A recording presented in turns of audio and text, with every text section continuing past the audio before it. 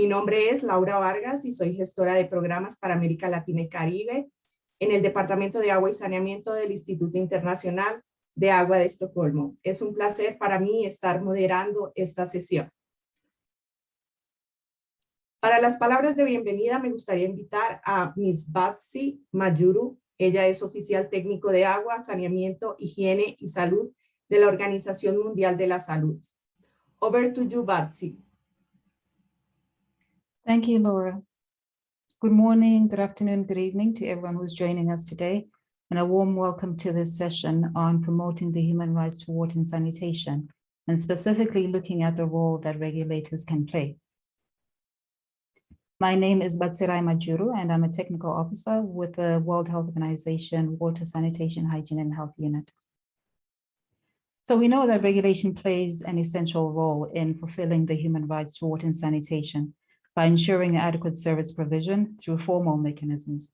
But what we also know is that regulations are not always aligned with the principles and norms of human rights, or simply do not incorporate them.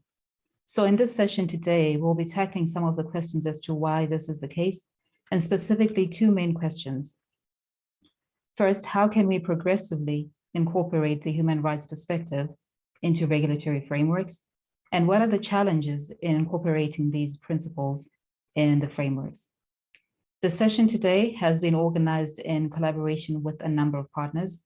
We have the Association of Water and Sanitation Regulators of the Americas, the Inter-American Development Bank, or IDB, the Lisbon International Center for Water, LISWater, Stockholm International Water Institute, or SIWI, the United Nations Children's Fund, UNICEF, and the World Health Organization, WHO. So we have a number of speakers today, all with very exciting insights to share. So to set the scene, we'll have Leo Heller, who will give some context on the relationship between human rights to water and sanitation and regulation. And then we're going to hear from Pilar Avello from SIWI, who will give an overview of the WASHREG approach, which is a tool that has been developed by UNICEF, SIWI, WHO, and IDB to help develop regulatory frameworks that respect these principles of human rights to water that we'll be talking about. And then we're also going to be hearing from Rita Amaral from the Lisbon Water Center about how regulation of water and sanitation services in the Latin Americas region is being strengthened under the REGWAS-LAG program. And then we'll turn it over to hear from the regulators themselves. We're lucky to have Diego Polania from the Water Regulatory Commission in Colombia, as well as Luis Acosta from the Water Regulatory Agency in Peru. So with that, I'll hand it over to Laura to introduce our first speaker.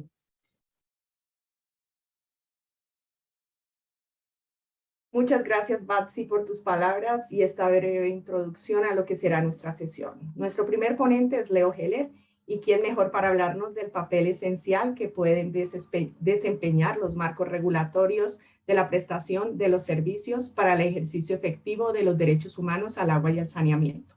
Leo es investigador de la Fundación Osvaldo Cruz en Brasil, y ex relator especial de las Naciones Unidas sobre los derechos humanos al agua y al saneamiento 2014-2020. Profesor Leo, tiene la palabra. Gracias, Laura. Buenos días, buenas tardes, buenas noches a todos y todas que nos escuchan. Yo voy a hablar un poco sobre, yo tengo un tiempo muy limitado, pero hablar un poco sobre o que me ha motivado a elaborar um informe, enquanto relator especial das Nações Unidas, justamente sobre o tema da regulação. E nesse informe, um primeiro elemento que eu levanto, convoco e discuto é que a regulação em água e saneamento é uma atividade muito central, pero ao mesmo tempo muito desafiante, porque é muito difícil, muito desafiante regular serviços como água e saneamento, que são monopólios naturais, onde não há competência, há um único prestador de serviços. Então, a relação entre o regulador e o prestador, em geral, é uma relação complexa e há, em geral, uma simetria de informações, uma simetria de poder. Então, isso levanta una especial responsabilidad de los reguladores para hacer esta tarea de una manera adecuada. Una otra constatación del informe es que, en general, la regulación tal como hoy es desarrollada en varias partes del mundo es muchísimo orientada por los elementos económicos de la prestación de servicio y no por aspectos más generales, incluyendo preocupaciones con derechos humanos. Y esta mirada económica es una mirada en general para la sostenibilidad económico-financiera de los servicios y no una mirada más amplia que incluya la asequibilidad en el acceso a los servicios. Ese es un punto muy central y yo creo que es urgente y necesario hacer un cambio, una mudanza, un cambio muy estructural en la forma como la regulación es hecha en las varias partes del mundo. Evidentemente que hay excepciones, hay reguladores más orientados para los derechos humanos, pero esa no es una regla, es una excepción. Entonces, la reorientación de la regulación hacia el marco de los derechos humanos es central, es urgente. Considerando que los entes reguladores son el principal brazo, el principal instrumento que el Estado tiene para cumplir con sus obligaciones internacionales y nacionales en relación a los derechos humanos al agua y saneamiento. Entonces, es el regulador una puente entre el Estado y la prestación de servicio y los usuarios, y el que tendría la capacidad y la fuerza de exigir que la prestación de los servicios sea alineada, sea en línea con los derechos humanos al agua y saneamiento. Y colocar en línea esta prestación de servicios tiene muchas implicaciones. Tiene, por ejemplo, como yo he mencionado, la implicación de asegurar la asequibilidad en el acceso a los servicios, asegurar que los servicios se den mediante una perspectiva de igualdad y no discriminación, lo que significa que los servicios deben ser para todos, independiente de donde las personas viven. Por ejemplo, implementar servicios en asentamientos informales es un imperativo de los derechos humanos. Incluir la población rural es un imperativo de los derechos humanos. Proveer de servicios, espacios públicos, por ejemplo, centros penales y otras instituciones, es un imperativo de los derechos humanos. Promover los servicios con participación, acceso a información, accountability, es también un rol del regulador para hacer con que los prestadores sean abiertos a estos elementos. Para finalizar, yo creo que es importante también pensar que los reguladores deben ser autónomos, algunos dicen independientes, yo contexto un poco esta afirmativa en mi informe, pero los reguladores no deben ser independientes, en mi perspectiva, de los usuarios. Entonces, es muy importante establecer también mecanismos de controle social y democrático de los prestadores. La pregunta es, ¿quién regula a los reguladores? En mi visión, los reguladores también deben ser objeto de control social por parte de los usuarios para que ellos tengan un rol, un papel de proteger los usuarios en el usufructo de sus derechos humanos. Es eso, muchas gracias. Yo me quedo a disposición para la discusión en final. Gracias, profesor Leo, por traernos, entre otros, las funciones esenciales de las instancias reguladoras y su importancia en la realización de los derechos humanos al agua y al saneamiento. Y con este contexto, a continuación tendremos dos presentaciones relacionadas con instrumentos de fortalecimiento de los marcos regulatorios que, entre otros, contribuyen al alcance de los derechos humanos al agua y al saneamiento. Es un gusto para mí presentar a mi colega Pilar Abello, gestora de programas de CIWI, quien nos presentará el marco conceptual y enfoque WASREC. Pilar, tienes la palabra. Muchas gracias, Laura. Muchas gracias por esta invitación. Buenos días a todos. Mi nombre es Pilar Abello y, como decía Laura, trabajo para el Instituto Internacional del Agua de Estocolmo y hoy les vengo a presentar el enfoque WASREC. Siguiente, por favor, Juanita. Otra más. Entonces, por ir ya al contenido, ¿no? El enfoque WASREC, ¿qué es exactamente? Bueno, pues para empezar es un esfuerzo conjunto liderado por UNICEF, la Organización Mundial de la Salud, el Banco Interamericano de Desarrollo y CIWI. Y lo que pretendimos fue desarrollar una serie de documentos que ayudaran a comprender los principales elementos de la regulación WAS y, por otro lado, ofrecer una metodología de diagnóstico paso a paso que permitiera desarrollar unas acciones de mejora regulatoria. Entonces, siguiente, por favor. Voy a pasar a explicarles el primer documento, que sería la parte del marco conceptual, y la verdad que estoy muy contenta de haber entrado justo después de Leo, porque, siguiente, por favor. Justo el enfoque WASREC está claramente inspirado y enmarcado en la perspectiva de derechos humanos, ¿no? Nosotros, cuando empezamos a desarrollar este enfoque, nos centramos mucho en ver qué es lo que establecía el marco de derechos humanos, ¿no?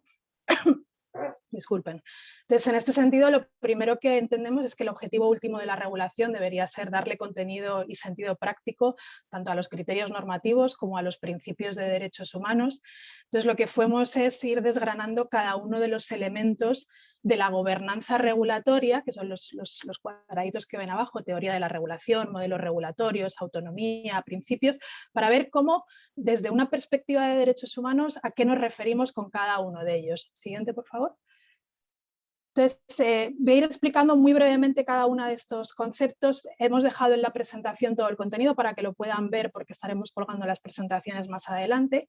Pero si miramos en cuanto a la teoría la teoría regulatoria, y siguiente, por favor, los modelos regulatorios, lo que está claro es que los diferentes países están influenciados por escuelas teóricas, ¿no? Y esto tiene un impacto en cómo los modelos regulatorios o el diseño institucional al final luce en cada país. Encontrando en algunos pues, una regulación más desde el ente público, en otros países tenemos una regulación completamente independiente, en otros una regulación por contrato. Pero lo que está claro es que desde la perspectiva de derechos humanos existen tanto casos de éxito como de fracaso en cualquiera de los modelos y por ambas escuelas, desde la perspectiva de lo que es la realización del derecho humano al agua y al saneamiento. Con lo cual, lo que tenemos que ver es no tanto cuál es el modelo perfecto, sino cuáles son los elementos de ese modelo regulatorio que pueden beneficiar al cumplimiento de los derechos humanos al agua y al saneamiento. Siguiente, por favor. En cuanto a autonomía regulatoria, Leo ya dijo, ¿no? No es cuestión de tener un ente completamente independiente, pero sí que es verdad que se reconoce que la actividad regulatoria debe gozar de cierto nivel de autonomía. Y no digo independencia, sino autonomía. Nosotros identificamos 4 niveles de autonomía: institucional, financiera, gerencial y política, que lo pueden encontrar cada uno de ellos desgranados en la nota conceptual que ya hemos colgado en el chat y pueden acceder a ella. Siguiente, por favor. En cuanto a los principios y obligaciones regulatorias, el enfoque WASREC lo mismo, miró cuáles son esos principios y obligaciones dentro del marco de derechos humanos. Leo ya ha explicado el principio de realización progresiva, de igualdad, de no discriminación.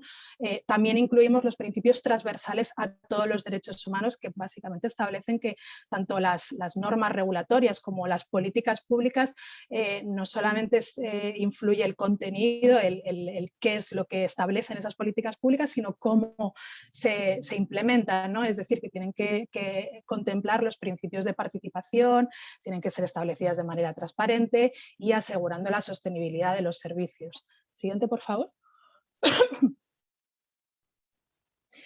Y como decía Leo, el concepto de rendición de cuentas regulatoria también está claramente presente en el enfoque WASREC, ¿no? Ya que él decía, no es solamente quién controla a los reguladores, nosotros entendemos que el regulador tiene que rendirle cuentas no solamente al servidor público, sino también a los prestadores de servicio y a los consumidores, con lo cual hemos desarrollado una serie de líneas de rendición de cuentas, la cual vemos cuáles son las diferentes responsabilidades de unos y otros y los diferentes niveles de rendición de cuentas entre los diferentes actores que componen el triángulo regulatorio que ven en pantalla, ¿no? Siguiente, por favor. Entonces, una vez que teníamos desarrollado en el enfoque WASREC esta parte de la gobernanza regulatoria, nos enfocamos en establecer el contenido o qué es lo que estamos regulando cuando hablamos de la regulación de los servicios WOS. Entonces, por un lado, identificamos 6 áreas temáticas, que son el tema de la regulación de precios y tarifas, todo lo que son estándares de calidad del servicio, la competencia del mercado, las normas de protección del consumidor, regulación ambiental, todo el tema de salud pública.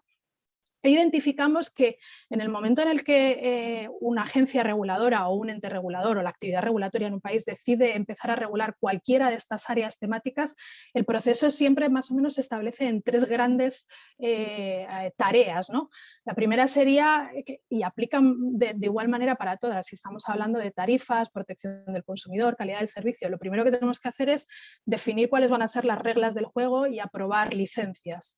En segundo lugar, establecer mecanismos que nos permitan monitorear y colectar información para ver qué tanto se están cumpliendo estas normas establecidas.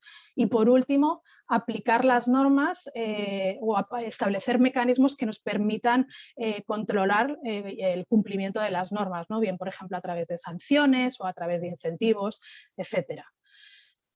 Siguiente, por favor.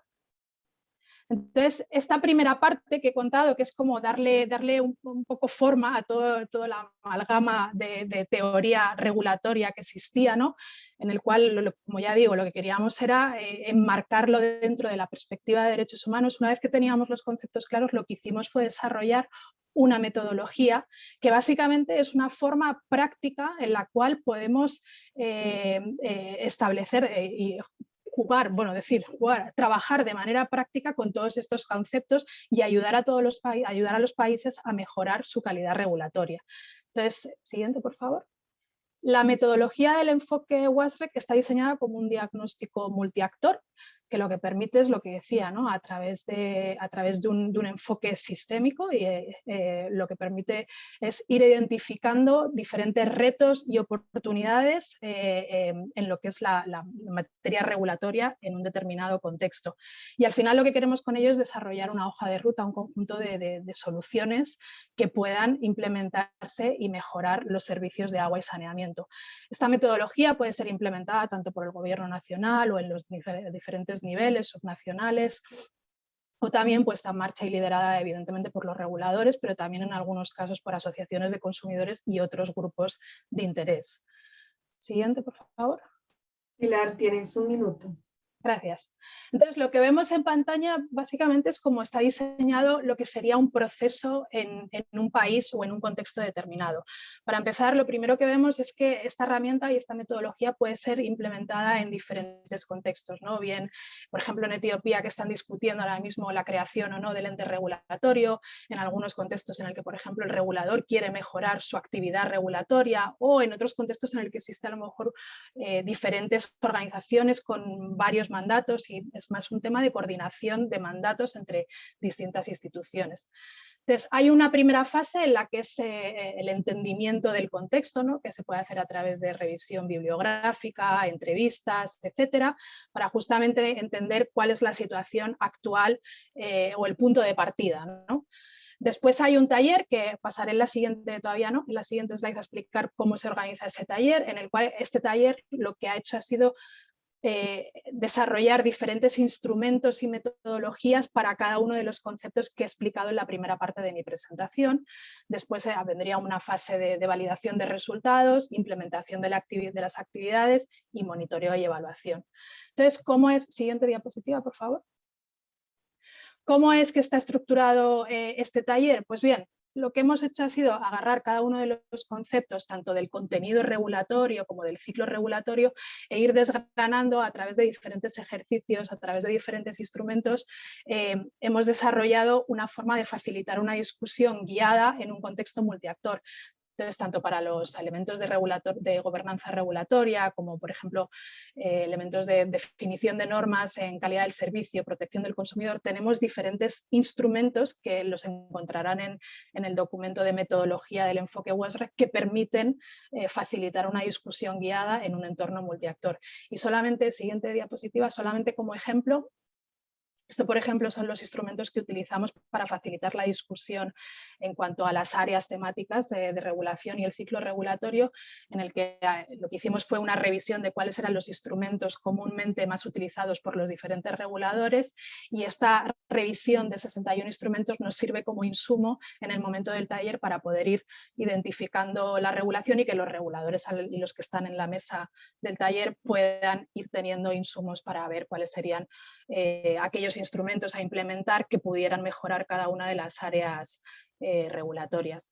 Y yo creo que ahí ya me paro, quizás he ido un poco rápido, pero si hay alguna pregunta, con gusto la puedo contestar en el chat. Y como decía, ya tienen la nota conceptual colgada en el chat de Pathable, y la metodología la estaremos colgando en los próximos días. Muchas gracias. Gracias, Pilar, por presentarnos esta herramienta disponible para los diferentes actores involucrados en la regulación del sector. Ahora quiero invitar a Rita Amaral. Rita es asesora del directorio de LeaseWater, Centro Internacional de Conocimiento y Think Tank enfocado en políticas públicas, regulación y gestión de los servicios de agua y saneamiento. Rita nos presentará el programa REG-WAS para América Latina y el Caribe. Rita, tienes la palabra. Thank you, Laura. It's a great pleasure to be here presenting the REG-WAS-LAC program, a contribution to achieve the rights to water and sanitation. Next, please. Next one, please. So why REG-WAS-LAC? So despite the importance that we all recognize to these services, the situation in the world and in Latin America and Caribbean is still far from the desired. And we see in many places that the water problem is mainly a governance problem. So the question is how to solve it. The solution necessarily involves an integrated approach to water governance based on three key pillars. A sound public policy that is as the guidance needed to improve the water services, regulation as the engine that can accelerate the implementation of this policy, and the management of services as the energy that can put in the ground to materialize this public policy in the ground. We cannot solve the problem if we do not care all of these three pillars. Next, please. So REG-WAS-LAC is a 2.5 years collaborative program aimed at strengthening the public policy and regulatory framework and practice in Latin America and Caribbean. It brings together governments, regulators, international organizations, and experts for joint action. It has resulted as from a strategic partnership between IDB, LeaseWater, and Aderasa, with the support from the Portuguese government. Next, please. It involves 31 regulators with a very good representation of the region, as you can see, and including the participation of the Portuguese regulators as well. Next, please. The objectives are assess the situation in the region, identifying what has worked, what has not, and proposing regulatory reforms, support the evolution of for more appropriate regulatory models in the region, strengthen the institutional capacity of regulators, promote regulation as a key driver for the improvement of the services, promote joint discussions, synergies, exchange of experiences between the regulators, produce information and relevant materials to support regulators, and also launch initiatives to raise awareness on those topics. Next, please. For this, we are working in an approach that starts with the assessment of the situation, with benchmarking analysis, trying to understand the differences, the trends, identifying best practices, and defining a roadmap for evolution.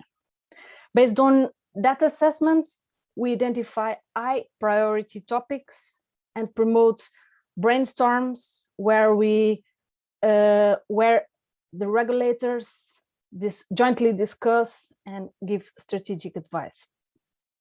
Also, implement a training and capacity building program targeted to the staff of the regulators. And this all results in a knowledge toolkit with several products to support the implementation. We also have 3 supporting activities to manage the program, to engage with stakeholders and disseminate the results. Next, please. This approach is implemented in a 3-stage process. We start with an assessment of the general context, understanding the particularities of the region. Then we move to analyzing in detail the public policy, the building blocks, and the role of regulators on that policy. And finally, look in detail for regulation. Next, please. Regarding public policy, we include in our analysis all the relevant blocks related to the general strategy, the rules and actors, the resources, and also supporting blocks. You can see in more detail around. Next, please. And the same for regulation. The main blocks are included in this program, including blocks on the governance of a regulator, the regulatory model, and the performance. Next, please. So far, after 1 year, we have concluded the first stage of the assessment with very interesting results, benchmarking and roadmap. 23 regulators have completed the first phase, and 6 regulators have recently joined the process and started the assessments. We have also completed the first cycle of brainstormings with the 6 groups working on 6 topics, with a total of 18 brainstorms, a lot of participants, more than 30 hours of really passionate discussions. We have also under preparation the training and capacity building program to be started soon, and the first knowledge products that will be public available by the end of the year. Next, please. 1 minute, Rita. Okay. The program will result in several knowledge products, methodology of assessment and benchmarking, the report with the results, the training materials, a database of case studies, brainstorming briefs, and policy briefs. And we do believe that this approach can be applied in other regions, benefiting from the sharing between regions and contributing for the performance of regulators and for the improvement of services. Next, please. To finish, I would like to highlight the importance that Adderaza has been playing in this program as the network of regulators and the dedicated work of its coordinators, the strong commitment and enthusiastic engagement we have been seen from the regulators. Also the importance of IDB, not only funding the program, but with the technical expertise of its team, strongly engaged in the program, and also acknowledge all the experts and international organizations that have joined and enrich the program with its knowledge. And with all these ingredients, we are truly convinced that RegWash can be an important contribution to achieve the rights to water and sanitation. Thank you very much. Gracias, Rita. Gracias por contarnos sobre este programa y la experiencia que está siendo desarrollada con los reguladores en América Latina y el Caribe. A continuación, tendremos los casos de 2 agencias reguladoras en América Latina, cuyos representantes nos contarán de sus avances y desafíos en la incorporación de los principios de los derechos humanos al agua y al saneamiento en el marco regulatorio de la prestación de estos servicios. Primero tenemos a Diego Polanía, quien es experto comisionado de la Comisión de Regulación de Agua Potable y Saneamiento Básico de Colombia. Diego nos compartirá el caso de la agencia reguladora en Colombia. Diego, tienes la palabra. Bueno, muchas gracias, Laura. Un cordial saludo a todos. Muchas gracias por tenerme en esta sesión de tan alto nivel y con tanta importancia. Yo quiero contarles lo que viene avanzando la CRA desde Colombia en materia de este link entre la regulación y el enfoque de derecho humano al agua y saneamiento. Y quiero, digamos, celebrar un poco la visión que se le da ya conectando con los puntos técnicos y regulatorios, la visión del derecho humano. Entonces, pues, siguiente, por favor.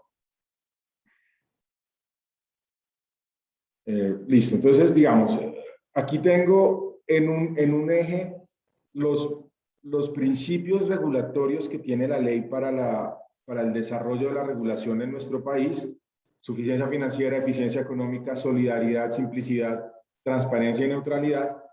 Y en la otra dimensión, en el otro eje, los factores fundamentales del derecho humano al agua y al saneamiento. Y nosotros hemos venido revisando cómo nuestra regulación o los últimos avances regulatorios, los últimos desarrollos regulatorios, ya le apuntan a todas estas dimensiones. Por ejemplo, cuando hablamos de disponibilidad como un factor de derecho humano al agua, enmarcado dentro del principio de suficiencia financiera, hemos construido toda una regulación para garantizar que se puedan incorporar o incluir en tarifas inversiones ambientales necesarias para proteger las cuencas y garantizar la disponibilidad del recurso. Y entonces, en ese sentido, creemos que con la regulación que vamos desarrollando, sin que sea su principal objeto, ya estamos de alguna manera trabajando por la materialización del derecho humano al agua y al saneamiento. Para accesibilidad, por ejemplo, hemos hablado de reconocer todos los costos de expansión de infraestructura, todo esto enmarcado en suficiencia financiera, en accesibilidad desde la dimensión económica y dentro de la lógica de la eficiencia económica o el principio de la eficiencia económica, permitir que se desarrollen pagos anticipados por los usuarios para, de alguna forma, cuando hay usuarios que viven dentro de un mercado informal, el pago de una factura mensual muchas veces les cuesta mucho más trabajo que ir haciendo avances en un mundo de pagos día a día según cómo van ingresando sus recursos de manera paulatina y muy limitada, digamos. Dentro del principio de solidaridad y redistribución, el esquema de subsidios que permite no discriminación y equidad, tratar de manera diferente a los diferentes. Y, por ejemplo, en el tema, y esta es una gran apuesta que tiene la Comisión en este momento, en términos de acceso a la información y participación, y desarrollando el principio de simplicidad, hemos desarrollado toda una estrategia llamémoslo, de comunicación de la regulación lo decimos coloquialmente, de traducción de la regulación, y la ponemos además de manera virtual en unos talleres virtuales que están abiertos y son gratuitos para todas las personas que se van desarrollando casi que como un curso para entender lo que persigue la regulación. Digamos que, siguiente, por favor, de esta manera, el mensaje que quiero dar allí es que ya los desarrollos regulatorios que hacemos normalmente están encaminados a la materialización de los derechos humanos al agua y al saneamiento. Sin embargo, creo que hay muchas cosas por avanzar, como bien lo decía el profesor Heller al iniciar esta charla. ¿Qué hace la comisión o cuál es el mandato de la comisión específico? Pues, por un lado, tiene que promover la competencia, es esta idea de la regulación de monopolios naturales por definición, que si no se puede tener competencia como tal, se debe garantizar que vía regulación, con la intervención del Estado, se tengan los resultados más similares al resultado competitivo. Esto a través de expedición de metodologías tarifarias que los prestadores deben aplicar, determinar normas de calidad y definir criterios de eficiencia vía indicadores, etc. Entonces tenemos todo el marco con un enfoque muy económico, como se decía en un comienzo, pero desde ese enfoque muy económico, como les decía en el slide pasado, poder desarrollar una serie de mecanismos que le apuntan a la materialización del derecho humano al agua y al saneamiento. Obviamente hay muchas otras entidades, no solo la Comisión de Regulación, que están trabajando en medidas que terminan incidiendo en esta definición. Siguiente, por favor. ¿Cuál es la última, el desarrollo que acabamos de expedir y que yo creo ya duramos, les cuento, 3 años en discutirlo, en perfeccionarlo, en lograr como tener un ejercicio definitivo? Es algo que denominamos los esquemas diferenciales urbanos. Y creo que esto le apunta mucho a la visión de derecho humano al agua. ¿Qué es un esquema diferencial? Fundamentalmente es entender que hay ciertas áreas, ciertas condiciones particulares en ciertos territorios que no permiten cumplir la regulación como un todo. Y entonces es parcialmente flexibilizar ciertos ítems o ciertos estándares de la regulación para que en dichas áreas se puedan ir avanzando gradualmente y progresivamente hacia la normalización. Y eso de alguna forma se convierte en una manera de garantizar el acceso al recurso en zonas con particularidades. ¿De qué estamos hablando allí? Zonas de difícil gestión, zonas de difícil acceso y áreas de prestación de servicio con condiciones particulares. Siguiente, por favor, y les cuento más o menos qué implica cada una de esas. Estamos encaminados en el suelo urbano. Cuando hablamos de áreas de difícil gestión es lo que coloquialmente podemos denominar asentamientos subnormales. Ahí entendemos que podemos privilegiar a 1.2 millones de personas, 1.2 millones de usuarios, perdón, 1.2 millones de hogares. Cuando hablamos de zonas de difícil acceso estamos hablando de mercados aislados que definitivamente por su ubicación o su desconexión de las vías, de la facilidad de comercio, hacen mucho más difícil cumplir con la regulación. Ahí tenemos unas condiciones específicas económicas y de tamaño que hace que se puedan beneficiar más o menos 36.000 hogares. Y cuando hablamos de personas de áreas de prestación con condiciones particulares, estamos hablando de mercados con condiciones socioeconómicas precarias. Ahí estamos hablando más o menos de 150.000 hogares, digamos que son reglas específicas o es flexibilizar la regulación para beneficiar a una cantidad muy importante de seres humanos, de personas que habitan en nuestro territorio y que no tienen el servicio que regularmente se tiene en los centros desarrollados de las ciudades. Siguiente, por favor. Esto está muy enfocado a diferentes objetivos de desarrollo sostenible. Voy a pasar esta pues, en términos del tiempo. ¿Y cuáles son entonces nuestros principales retos? Impulsar el avance de los indicadores de calidad, garantizar que en todas estas áreas y en todo el país, a través de la regulación, se generen incentivos para que haya calidad de agua en todas partes y que además sea universal, 100% de acceso al agua de la población.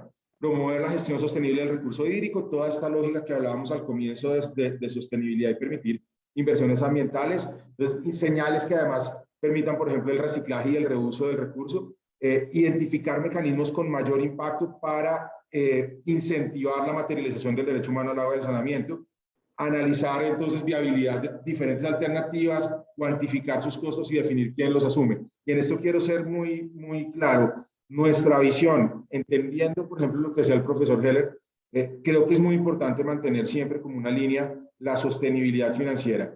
¿Cómo materializamos el derecho humano al agua? Con buenos incentivos regulatorios, pero sin poner en riesgo la viabilidad financiera de los prestadores, porque si eso ocurriese, sería incluso más amenazante para todo el sistema. Simplemente para terminar y contarles que la Comisión en Desarrollo ha hecho un muy rápido barrido de lo que estamos haciendo. Tenemos la idea de resaltar nuestro aporte a la materialización de los derechos humanos vía la regulación. Estamos construyendo un nuevo marco tarifario para grandes prestadores y la discusión de derecho humano al agua hace parte del eje central del mismo. Y además por eso les contaban Pilar toda la aproximación de WashRec y les contaba Rita toda la aproximación de RegWashLAC. La comisión está haciendo en este momento una evaluación interna propia para mejorar su forma de hacer las cosas con el enfoque de WashRec, con todo el acompañamiento de CIWI, y hacemos parte con Aderasa de todo el trabajo de RegWashLAC. Estamos liderando incluso algunos de los componentes del trabajo. Así que contarles que desde Colombia estamos tratando de poner todo esto en práctica, llevarlo a nuestros marcos regulatorios y aplicarlo. Le agradecemos a todas las personas a todos los cooperantes que nos han acompañado en ese ejercicio, y creo que nos podemos estar convirtiendo en un buen caso para revisar cómo llevamos esto, cómo termina incidiendo en la factura y en la tarifa que finalmente se traslada al usuario con principios claros y puestos sobre la mesa. Entonces, esto era todo lo que tenía para contarles. Obviamente, pasé muy rápido. Cualquier pregunta, muy atento a contestarles. Muchas gracias. Gracias, Diego. Gracias por compartirnos esta experiencia, específicamente los retos y cómo están avanzando. Continuamos ahora con el caso de Perú, y para esto quiero invitar a Luis Alberto Acosta, director de ámbito de prestación de la SUNAS. Luis, tienes la palabra. Muchas gracias, Laura. Un cordial saludo a todos los participantes de esta importante sesión, Regulación y Derechos Humanos al Agua y Saneamiento. En este marco, presentamos la experiencia de regulación de los servicios de saneamiento en el ámbito rural del Perú. El siguiente, por favor. Bueno, la regulación en saneamiento rural se inicia con la Ley Marco de los Servicios de Saneamiento, publicada en diciembre del 2016. Como verán, es un proceso reciente. Esta ley establece que la SUNAS debe regular los servicios de saneamiento en el ámbito urbano y en el ámbito rural. Esto significó para SUNAS pasar a regular más de 28,000 prestadores entre las 50 empresas prestadoras que normalmente regulábamos, más 600 pequeñas ciudades y más de 27,000 organizaciones comunales en el ámbito rural. Por otro lado, la ley marco otorga una nueva función a SUNAS, que es la determinación de las áreas de prestación de servicios, con lo que se contribuye a regular no solo el comportamiento del prestador, sino también la estructura de mercados eficientes de los servicios de saneamiento. Siguiente, por favor. ¿Cuál es el contexto de los servicios de saneamiento en el Perú? Por un lado, hay un crecimiento explosivo y desordenado de las ciudades y centros urbanos, alta vulnerabilidad ante eventos extremos generados por el cambio climático y el cambio de uso de la tierra.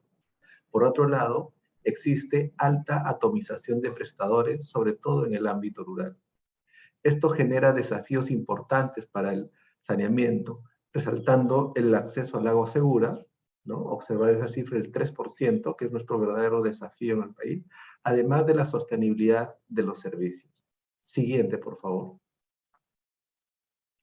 Bueno, para atender esta situación, desde la SUNAS se han implementado algunas estrategias, que es lo que quiero compartir en esta presentación. Una primera estrategia es la desconcentración de funciones. Se abrieron 24 oficinas desconcentradas, una en cada región del país, con equipos multidisciplinarios para implementar las funciones de fiscalización, orientación a usuarios, la determinación del área de prestación y apoyar actividades de regulación tarifaria. Esto permite estar más cerca de los usuarios y diagnosticar mejor los problemas de saneamiento. Además, SUNAS, con su presencia en las regiones, se involucra directamente en los procesos locales de saneamiento. Siguiente, por favor. Una segunda estrategia es el diseño e implementación de un modelo de regulación diferenciada con enfoque territorial y orientada a los usuarios. Este modelo de regulación respecto a la regulación diferenciada, se establece la regulación específica por tamaño de empresa prestadora y por tipo de prestador, es decir, por el tipo de empresa prestadora, por el tipo de pequeñas ciudades y por organizaciones comunales. Resaltar que Para el ámbito rural, la regulación tarifaria tiene como objetivo la sostenibilidad económica de los servicios de saneamiento. La fiscalización es orientativa y promueve la participación y articulación institucional para la mejora de la calidad de la prestación de los servicios. Siguiente, por favor. Asimismo, en el marco de la regulación diferenciada, se han establecido instrumentos normativos específicos para la regulación tarifaria, para la fiscalización y orientación a usuarios, y de manera transversal se ha aprobado la metodología para determinación del área de la prestación. Siguiente, por favor. Ahora vamos a hablar de lo que corresponde al enfoque territorial. Una antes, por favor. Ahí. Bueno, este enfoque territorial nace a partir de una experiencia en la cual, a partir de los mecanismos de retribución por servicios ecosistémicos, que es un mecanismo para financiar a través de la tarifa de agua la conservación de las fuentes de agua, en esta experiencia, a través de este mecanismo, se ha realizado un acuerdo entre la empresa de agua y la comunidad para financiar proyectos de saneamiento rural a las comunidades que habitaban en la cuenca. A partir de estas experiencias, nos preguntamos qué otros vínculos existen en el territorio que se puedan aprovechar para poder mejorar el acceso al servicio de saneamiento. Y de la exploración identificamos oportunidades como poblaciones rurales que pueden asociarse para el acceso al agua y a saneamiento o mejorar la calidad del servicio de saneamiento. Encontramos prestadores que están conectados a través de infraestructura de saneamiento, principalmente el alcantarillado, ¿no? O encontramos poblaciones cuyos sumideros del servicio alcantarillado se convierte en la fuente de agua para otros prestadores que están aguas abajo en la cuenca. Siguiente, por favor.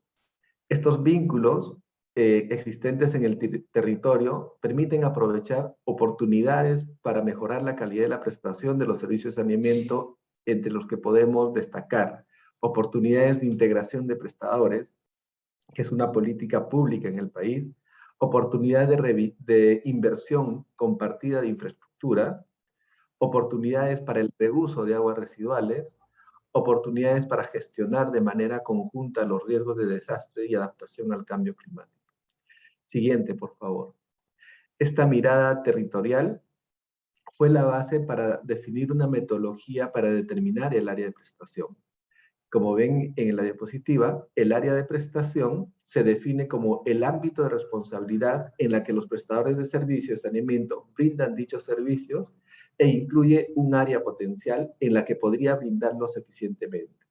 El área potencial se define de acuerdo a la escala eficiente, a la política de integración y a los criterios y a otros criterios que determine la SUNAS. Es importante resaltar que el área de la prestación busca configurar mercados eficientes, considerando el tamaño óptimo de la prestación. Siguiente, por favor. Respecto a la regulación orientada a los usuarios, se han establecido mecanismos de participación ciudadana, entre los que destacamos el programa Participa Vecino, cuyo objetivo es generar espacios de diálogo para encauzar soluciones concertadas a los problemas de los servicios de saneamiento.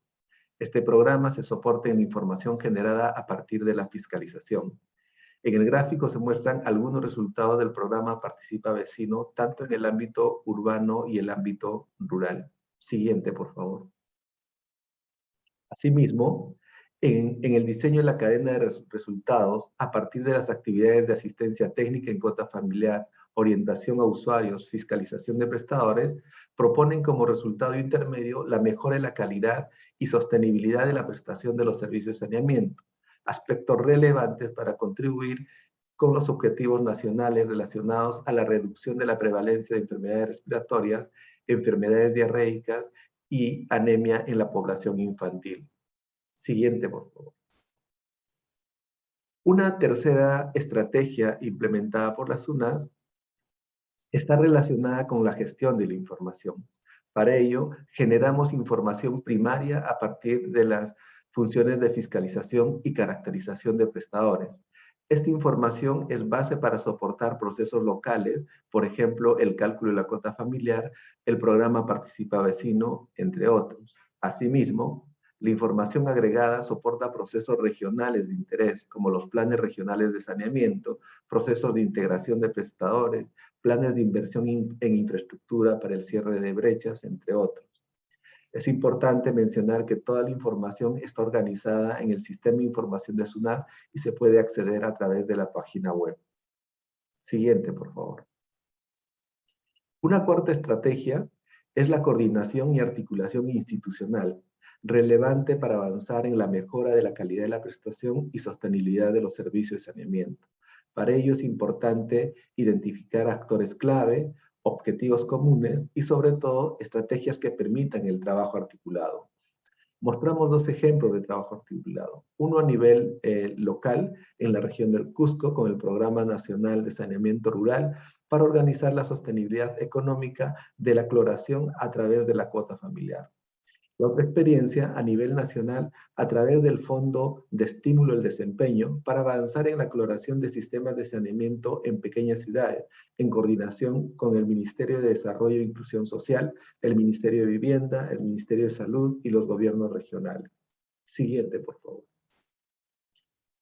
Y para terminar, la quinta estrategia está relacionada con el desarrollo tecnológico. El número elevado de prestadores que tenemos en el país, las distancias y las dificultades de acceso a los prestadores en el ámbito rural, ahora con la pandemia que estamos viviendo, conllevan a costos elevados para el monitoreo y la fiscalización. Por tal motivo, en coordinación con la Universidad de Ingeniería y Tecnología, desarrollamos un dispositivo para el monitoreo remoto de cloro en sistemas de saneamiento rurales y de pequeñas ciudades. Estos son de bajo costo adecuados a las condiciones rurales del país. El desarrollo tecnológico es clave para avanzar en la mayor eficiencia también de la regulación. Con esto quiero concluir mi participación y agradecer a los organizadores. Muchas gracias. Gracias, Luis, por compartirnos esta experiencia aplicada a las áreas rurales y periurbanas. Sin duda, ambas experiencias, tanto la de Colombia como la de Perú, inspiradoras para otras agencias reguladoras. Ahora es momento de darle espacio al público con sus preguntas, por lo que hemos seleccionado un par.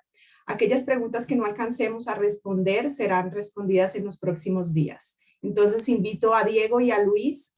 La primera pregunta va para Diego. Diego, ¿cómo crees que desde la regulación se puede incentivar en términos prácticos a los operadores hacia un 100% de cobertura?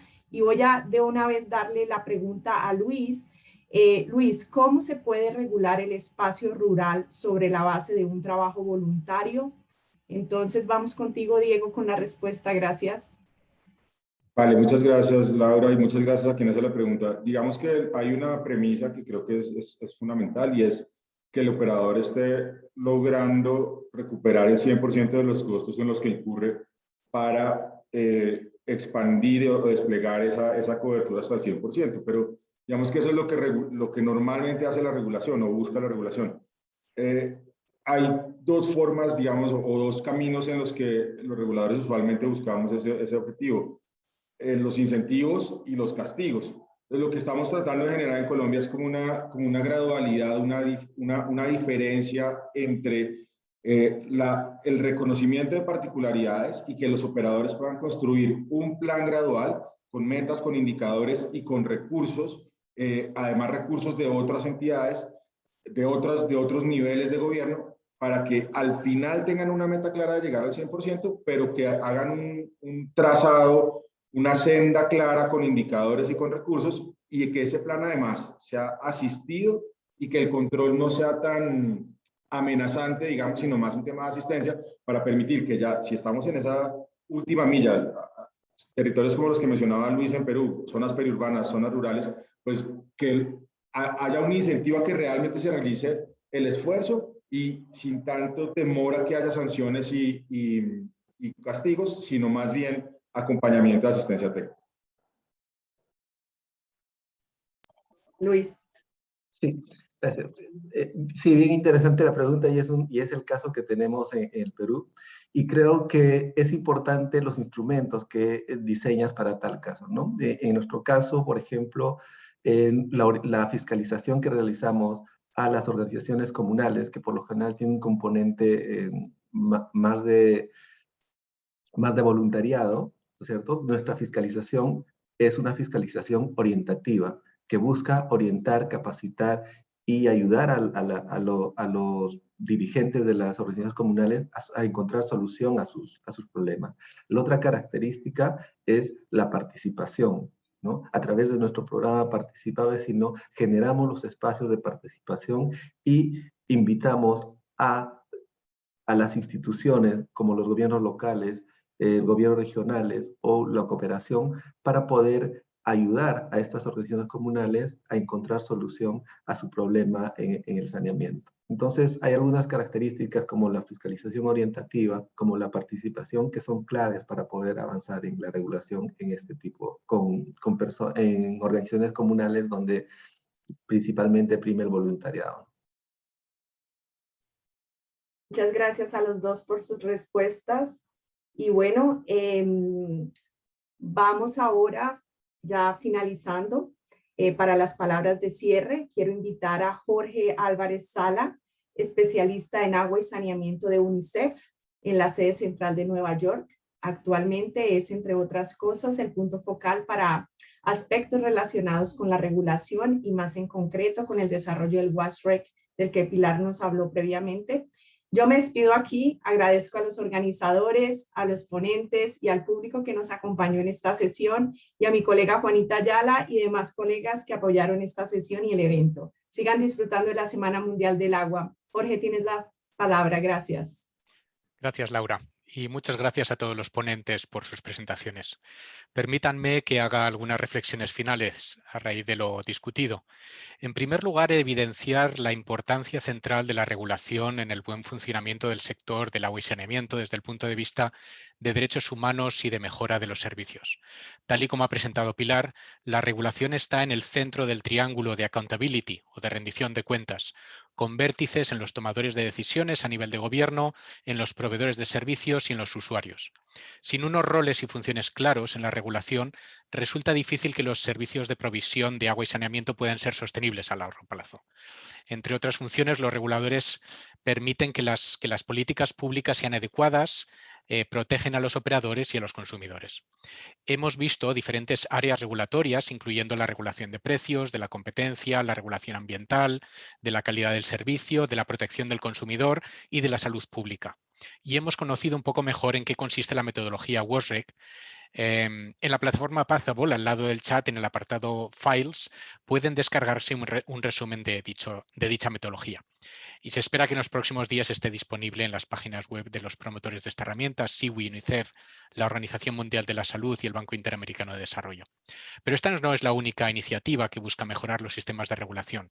Rita nos ha explicado el trabajo que el Eastwater y el Banco Interamericano de Desarrollo, con financiación del gobierno portugués, están realizando en 15 países de América Latina con 31 reguladores. Tal y como hemos podido ver en los casos de Colombia y Perú, la región latinoamericana presenta modelos de regulación muy interesantes, algunos más avanzados que otros, pero en comparación con otras regiones pueden resultar modelos sobre los que otros países pueden aprender y avanzar. Una de mis primeras reflexiones, después de haber escuchado con atención a los ponentes, está en la necesidad de reconocer que, si bien las áreas, los roles o las responsabilidades puedan ser las mismas, cada país tiene un marco jurídico y de partida diferente y un proceso diferente y único, y que por lo tanto requiere de procesos ajustados para cada caso. Algo así como un sastre que con unos tejidos determinados puede ajustar el traje a medida del cliente. En este sentido, la colaboración entre reguladores, a través de las asociaciones de reguladores, a través de proyectos como el de Eastwater o el de SIWI y UNICEF, o a través de foros como el RegNet promovido por la OMS, pueden ayudar a mejorar los modelos de regulación y a introducir reformas que permitan en última instancia una mejora en la provisión de servicios y en la realización del derecho humano al agua y al saneamiento por parte de toda la población. Por último, quería constatar que si bien la regulación es un elemento clave para el sector y hay un interés creciente por parte de diferentes actores, el nivel de inversión en capital financiero y humano es todavía bastante bajo en comparación con el potencial impacto. Por ese motivo es muy importante que las diferentes iniciativas de apoyo a los entes reguladores estén bien articuladas y coordinadas, de manera que los siempre escasos recursos destinados a mejorar la regulación puedan maximizar su impacto. En ese sentido, espero que esta sesión sirva para promover una comunidad de reguladores, asociaciones de reguladores y otras instituciones de apoyo que, de forma complementaria con los foros existentes, como el RegNet o la International Water Association, sirvan para mejorar los sistemas de regulación en el sector. Si están interesados, pueden ponerse en contacto conmigo o con cualquiera de los coorganizadores de esta sesión. Nada más por mi parte, agradecerles tanto a los ponentes como a todos los que nos escuchan desde diferentes partes del mundo en esta Semana Mundial del Agua su participación, esperando verles muy pronto. Muchas gracias.